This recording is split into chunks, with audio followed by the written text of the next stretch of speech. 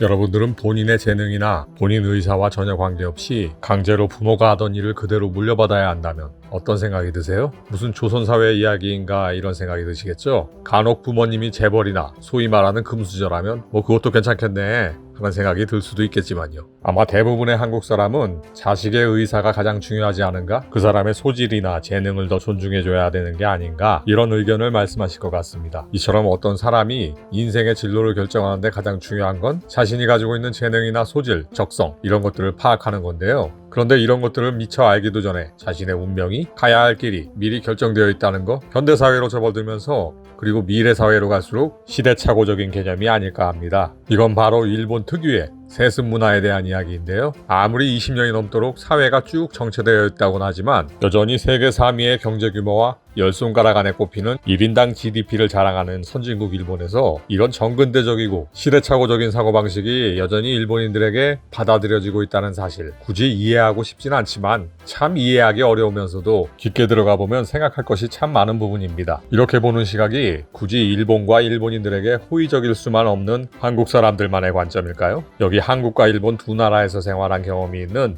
외국인의 이야기를 한번 소개해 보겠습니다. 저는 한국에서 4년, 일본에서 5년간 산 경험이 있습니다. 한국에 있을 때는 일본에 대한 시각이, 반대로 일본에 있을 때는 한국에 대한 시각이, 그 나라에 있을 때 느끼지 못하던 것들을 더 실감하게 되고요. 좀 더 크게 와닿는다는 것은 재미있는 일입니다. 개인적인 경험으로는 일본에 살다 한국으로 오는 것과 한국에 살다 일본에 오는 것, 둘 다 문화적인 충격과 관습에 대해 놀라게 되는 부분이 많은 것 같습니다. 전반적인 생활의 편리함과 주거 문제에 있어서 한국이 훨씬 낫지만 보다 여유로운 일상이나 운전을 할 때는 일본이 낫습니다. 하지만 그에 대한 체감 비용은 일본이 더 높긴 해요.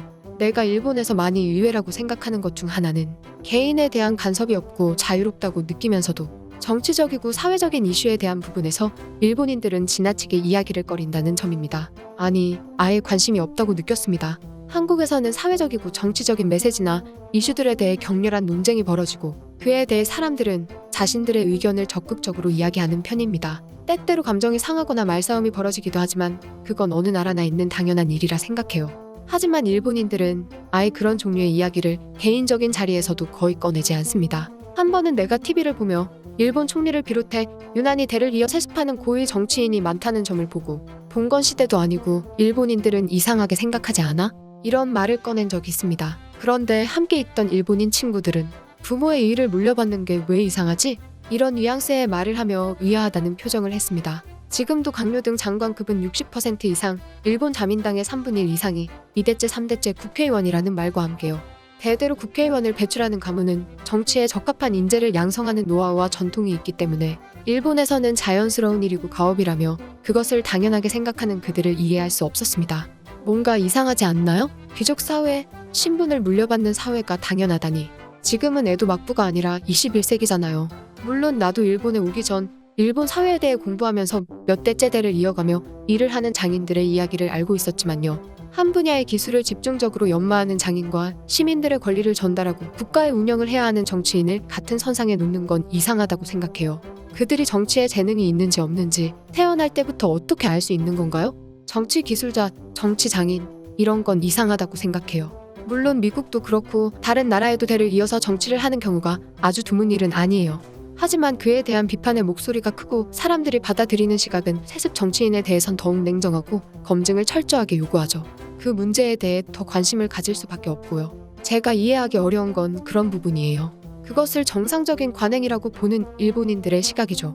일본인들은 직업을 물려받는다는 것을 정해진 운명이라 생각하는 것 같고 너무 당연하게 받아들인다는 점. 사람의 운명은 결정되어 있고 신분도 정해져 있다? 이렇게 받아들인다면 지금도 지나치게 질서적이고 수직적 관계가 정해진 듯한 일본 사회가 어쩌면 도쿠가와 막부 시대의 연장이 아닐까 생각이 들어요.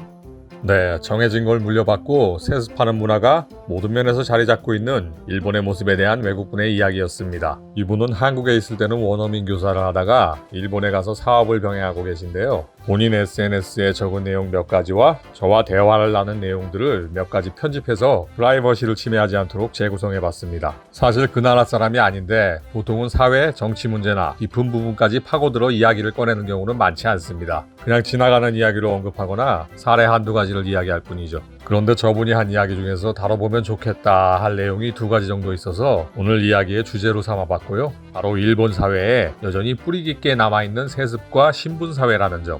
일본인들과도 서로 친분이 오래 생기면 속에 있는 이야기를 꺼내곤 하는데요. 이런 관점의 이야기가 간혹 나올 때가 있습니다. 바로 신분에 대한 차별이 공공연하게 존재하고 그걸 관행이나 관습으로 당연하게 받아들이고 있다는 점이죠. 그리고 요즘은 일본인들 스스로도 그런 구태적인 관습을 당연하게 받아들이는 시각을 비판적으로 생각하는 분들이 제법 있습니다. 문제는 아직도 공공연하게 그 이야기는 입 밖에 꺼낼 수 없다는 것들. 제가 일본의 장인 정신을 다룬 영상에서 언급한 내용들과도 연관이 있는데 일본의 사회는 에도마쿠에서 이어져 온 관습이나 관행이 여전히 지금도 이어지고 있다는 부분. 한 촌락에서의 규칙과 관행을 어기는 사람은 폐를 끼치는 사람이고 그대로 매장이 된다는 부분이죠. 그런데 참 특이한 것이 그렇게 과거부터 내려온 세습 문화도 촌락을 중심으로 한 서민층의 관행과 다이묘를 중심으로 한 지배층, 소위 귀족과 토호계층의 관행, 이 두 가지가 21세기에도 각각 그 특징이 나뉘어져 사회 전반에 받아들여지고 있다는 것이 참 재밌는 부분입니다. 일본 사회 전반에서 서민들의 세습과 신분사회의 관행이 극단적으로 나타난 게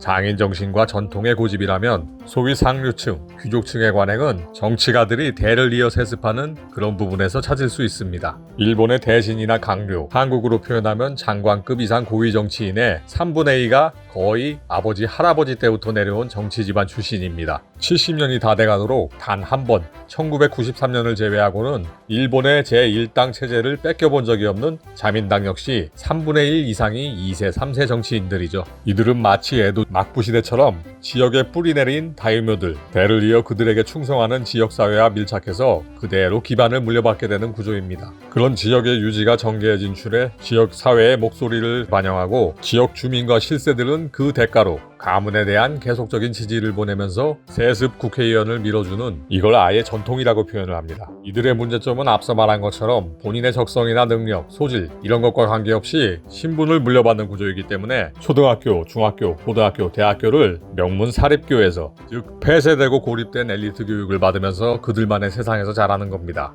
이 때문에 사회 각 분야에서 충분한 경험을 쌓고 실적을 기반으로 선출된 정치인들과는 아예 방향성 자체가 다릅니다. 집중적인 교육을 받았기 때문에 머릿속에 지식은 있지만 사회 전반에 대한 경험이 턱없이 부족하기 때문에 2세, 3세 정치인들이 택할 수 있는 건 기존에 해온 것들 중에 안정적이고 검증이 된 것들 이런 것들밖에 선택할 수가 없고요. 무엇보다 기반을 물려받았기 때문에 지역의 후원에 소위 가신단의 입김이 굉장히 강하고 반쯤은 허수아비라고 볼 수밖에 없습니다. 이건 일본 봉건 시대에 실제로는 다이묘들보다 가신들의 우두머리인 이들에게 실권이 있던 것과 비슷한 구조라고 할 수 있습니다. 이런 형태들이 모여 자민당 내 파벌을 이루고 그 파벌들의 우두머리 중에서 돌아가면서 대신, 즉 장관이 되는 구조가 일본 상위계층의 관행이라고 보시면 될 것 같습니다. 이 구조를 밑에서 받쳐주는 서민사회 또한 이런 신분사회를 인정하면서 본인들부터 대대로 하던 일을 물려주고 그거 하나에 집중해 갈고 닦는다는 장인정신으로 이어졌고요. 여기에 기존에 해온 걸로 그럭저럭 괜찮은데 다른 걸 시도해야 할 필요가 있나? 내가 새로운 걸 시도해서 다른 사람들과 거래 상대한테 해를 끼치면 어떡하나? 이런 마인드까지 박혀버리니까 그 자체로 사회구조가 70년 가까이 안정되고 고착화되어 버린 게 지금의 일본 사회라고 보시면 될 것 같습니다.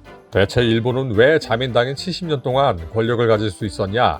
이에 대한 근본적인 접근이기도 하고요. 또한 새로운 정치인들이 나와도 갈수록 보수화되고 우경화되는 그런 일본의 정치에 대한 관점이 될 수도 있습니다. 좀 극단적으로 말하면 그냥 일본은 지금도 자민당 막부 이렇게 표현할 수 있습니다. 자민당 그 자체에서 파벌과 성향이 다른 계파들이 각자 아래에 대대로 내려온 관행을 기반으로 한 정치인들을 대를 이어서 두고 있고 지방의 다이묘, 영주들이죠. 또 그들의 아래를 지역사회의 시민들이 섬기면서 바치는 형태니까요. 이런 구조가 되다 보니 일본 사회가 바뀌기 어렵고 관행이 계속 유지되고 그 과정에서 안정을 추구하고 과거에 잘해왔던 것들을 굳이 버리면서까지 새롭고 혁신적인 것, 다른 걸 시도할 수 있는 원동력이 생길 수가 없게 되는 거죠. 한마디로 말하면 정치는 우리 가문이 신경 쓸 게 아니니까 우리는 그냥 대대로 이어온 한 가지에만 집중하자. 이게 일본 서민들에게 뿌리 깊게 박혀있는 잠재의식이라고 할 수 있겠습니다. 이런 것들을 통해 왜 일본인들은 직업을 세습하고 관행에 집착하고 신분사회처럼 여전히 수직적인 사회가 유지가 되고 그걸 질서처럼 받아들이는가, 여기에 대한 해답이 어느 정도 될 수 있을 것 같습니다. 오늘 이야기는 주제 자체가 좀 지루할 수 있는 부분이라 최대한 용어를 남발하거나 불필요한 걸 인용하지 않고 가볍게 풀어보려고 했는데 그래도 재미없는 내용들일 수밖에 없으니